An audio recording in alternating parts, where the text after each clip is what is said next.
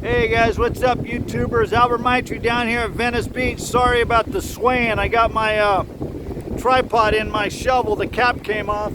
It works as a good tripod holder. Anyways, these are the two world famous trees I was talking about that I wanted to trim on. And here's some cool chick gave me $5 for sweeping, some skateboard girl. So yeah, hopefully my video is gonna last long enough so I can at least do a little branch removal here. I love seeing these trees cleaned up, and they're not too tall right now. I need a ladder to get to the taller ones, but let's get after this. I used to do this years ago up in Ventura for free, and it was a great time. It looks great when it's done, I think.